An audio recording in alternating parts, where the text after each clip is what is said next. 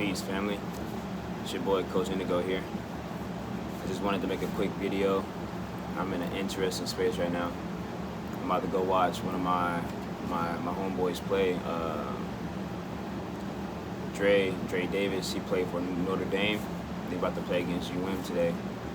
And I got inspired to be in a space of gratitude for all of the coaches that I had the opportunity to work with growing up.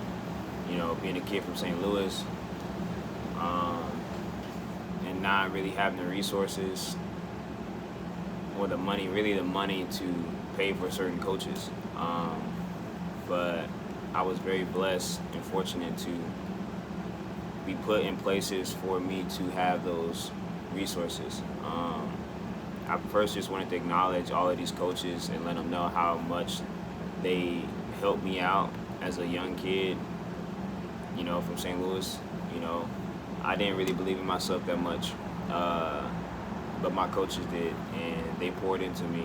They poured life into me, and they reminded me of my greatness and me being right here now in Miami, Florida, coaching basketball, training as my business, and also being a teacher at a school and being an athletic director at a school. You know, it's just like it's all full circle, and I had to really take the time to. I didn't say I didn't have to, but I really wanted to take the time to pay homage to those coaches that played a major role in my journey. You know, and first, my mom, my dad, they were my first coaches. You know, I could remember vividly being in my backyard with my dad, you know, putting up shots, him trying to teach me how to shoot and whatnot, you know, and my mom really being not only my cheerleader, but also being my head coach and being my trainer and being my motivational speaker. You know, she was the loudest in the gym, but she also challenged me in ways that only people that was around me can understand. You know, my mom used to hold me to extremely high standard. You know, I can remember vividly after a game, I don't know what happened. I don't know what I did, but I got in trouble. I think it was my attitude. It had to be my body language or something. And she had me running after the game, like down the street of the gym, just running. Like, I don't even, you know, my mom, she was different. You know, she was a winner though, you know, and she won state playing basketball in high school at Normandy High School. So if you don't know, she's on the banners at Normandy High School, you know, and she was she ran track at Tennessee, you know, so she really used to hold me to a high standard, you know, and I appreciate her for that, and always supported me coming to my games and having a voice, you know, something that I didn't understand during that time, you know, but I appreciate it and I'm grateful for her. She pushed me. She always pushed me, always believed in me. Like I said, even when I didn't believe in myself. So I gotta pay homage to my parents. I gotta pay homage to my young coaches, my AAU coaches that I worked with growing up. You know, I didn't play on the circuit, you know, but I had coaches that brought me in and treated me like family, like real life family. Coach Davis, Miss Davis, she was a mother to me and also a coach to me and my sister, and she did so much for us, you know, so much for us, and we were so young and didn't understand during that time, but I appreciate her. I appreciate Randy. Randy was definitely a coach that believed in me, and he poured into me a lot. His energy, like, I'll never forget it. I'll never forget it, and he inspires me still to this day, you know, because he's still doing it. He's still changing the game and still inspiring, you know, these young athletes to be the best that they can. You know, it's cool because like I said, I'm about to go see Tay play, but Tay was right there with us working out in Indiana when I was in high school. I believe I was like 16U, 17U, you know, training all summer long. And Tay, he was like literally like 3-4 foot tall, and now I'm about to go watch him play. He has 6'7" now, and now he dunking on folks. You know, it's really cool to see this go full circle. You know, also Coach Verlon, he played a major role for me. I can vividly remember him teaching me how to shoot, you know, the details, and that's stuff that I still focus on and talk about still to this day. Everything that he challenged me to do. You know, a lot of coaches really did everything they could to get me out of my comfort zone. You know, I was a very quiet kid, very quiet, but I found my way. Still finding my way. You know, being a teacher and being an athletic director ain't no really being quiet. Being a head coach, you in the spotlight. You leading a lot of people, and that's something that I am doing consistently now. You know, and I just really appreciate our coaches. Coach 3, underrated trainer, man, underrated, man, and he played a huge role in my journey and my sister's journey as basketball players. You know, working out in the summer in this gym that had no AC all summer long, working on our feet, working on our hands, you know, competing at a extremely high level, and definitely prepared me, you know, prepared me for Coach Tatum. Him and De'Aaron. Coach De'Aaron helped me out a lot. I remember my sophomore year, Coach De'Aaron helped me out so much, man. Like I said, these are all coaches that, like, believed in me, you know, when I didn't really see it in myself. Like, they seen the talent, but I didn't really see it for myself, you know. But I appreciate these guys, you know. Coach De'Aaron and Coach 3 really prepared me to compete and play at CBC, play under Coach Tatum. You know, Coach Tatum and Coach RJ, Coach Frazier, I appreciate those coaches, man. Those detail-oriented, you know, high-level coaches that's still doing it big right now. Coach Tatum in Australia coaching. Coach RJ still winning state championships, you know, at Cardinal Ritter, and Frazier, now he in Atlanta, you know, doing extremely big, you know. So, like, all these coaches, like, they never charged me a dime to train, but they seen my potential and they trained me, you know, and they believed in me, like I said, like, and I'm just grateful, bro. Like, I'm just grateful that, you know, they took the time to pour into me, you know, because it's just stuff that I do now, bro, and I'm just doing everything I can to not take any of this for granted, you know. I know that our youth may take it for granted, but, you know, they will learn, they will know sooner or later, you know. But I really do appreciate all these coaches, especially those high school coaches.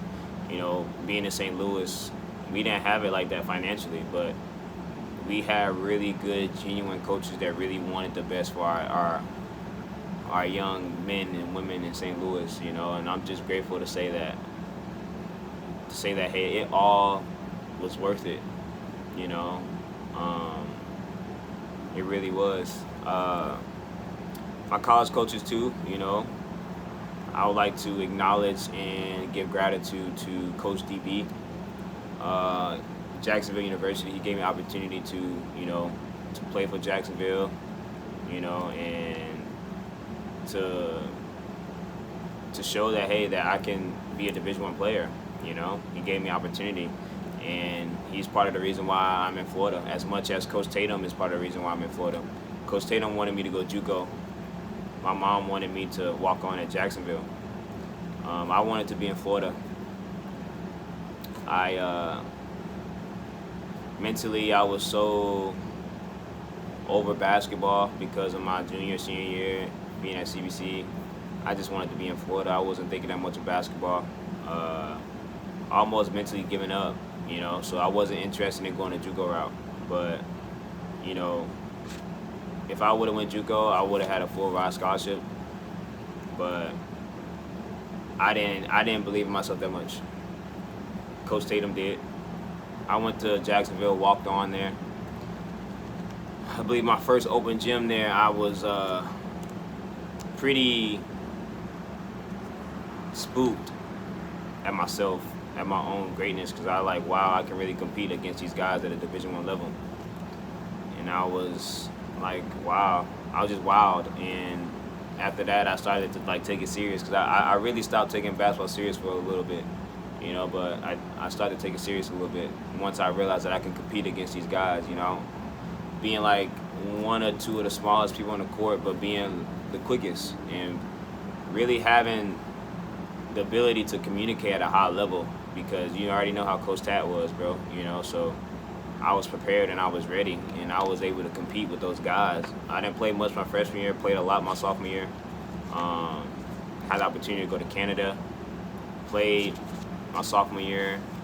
Junior year, I got hurt, ended up redshirting, and then I ended up transferring out of Jacksonville just to go get a full ride scholarship from somewhere else. I ended up having an opportunity to go to St. Thomas University. So Coach Shun, which I give major gratitude to, he gave me an opportunity to come to St. Thomas for a workout, and they ended up giving me a full ride. Shout out to Coach DP, Coach Harrison, Coach Cardoza. I really appreciate those guys. Even Brandon, Coach Brandon, I still talk to him. He at Florida Memorial now. I appreciate him because it's like they poured into me a lot, man. They really did, and it's part of the reason why I can say I'm the man that I am today. Like with my discipline still, and holding myself accountable, so I have the ability to hold these other players accountable, right? So, like, all of these coaches played a major role in my journey. Even Coach Crary, Coach Fred, that came after DP. Love those guys. Still cool with them. Coach Crary now at FMU now. So like, I was surrounded by a lot of great coaches. I really was. And not to mention even the coaches at Jacksonville, Jasic and Coach E, great coaches, Coach Z, Coach Wage. I appreciate them, man, because as a walk-on, you're not meant to touch the floor. You're not meant to even have individual workouts. A lot of them don't even have weight training. I did everything, and I played, and they treated me like a scholarship player. They gave me the opportunity. All of those coaches really believed in me. I just wish that I could see myself the way that they see me. And now as a 27-year-old, like I'm flipping the switch, and I'm seeing it. I can say I've been seeing it for a couple years, but it's just like, bro, like that's the most important thing, to be able to see your own light. You know what I mean? And a lot of these guys help me understand myself.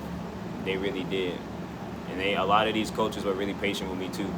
So I just want to pay homage to these guys, man. Like, because everything that they poured into me, like now I'm pouring into the youth now, and it's just coming full circle, And it plays a major role. Giving your undivided attention, your energy to these kids, Like, I'm able to see kids grow and change like so fast, all because I was able to give them undivided attention, So, like, if you're seeing this and you're one of my coaches, I just want to say thank you.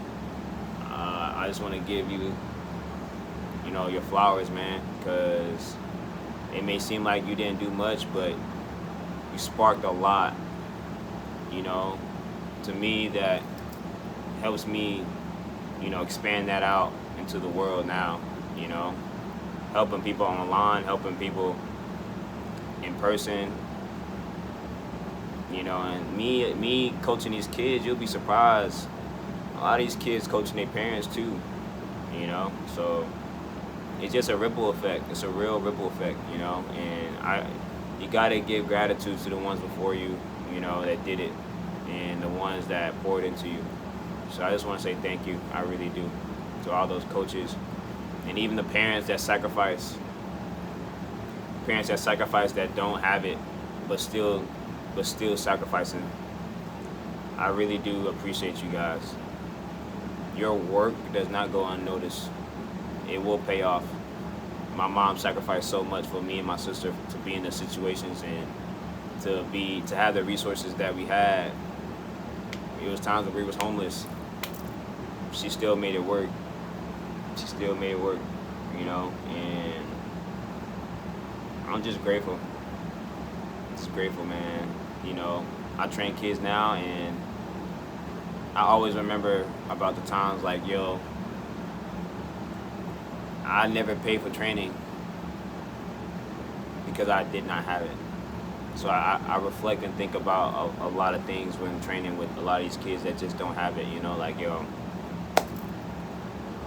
it ain't that deep. A lot of times these kids just need some reassurance of who they are and their greatness. You know, so coaches, keep doing your thing. And for the athletes that are about to be done playing overseas, come talk to me. I'll get you right. I'll lead you in the right direction on what I believe will be good for you, you know. So we can keep this ball rolling. You know what I mean? Peace and love, man.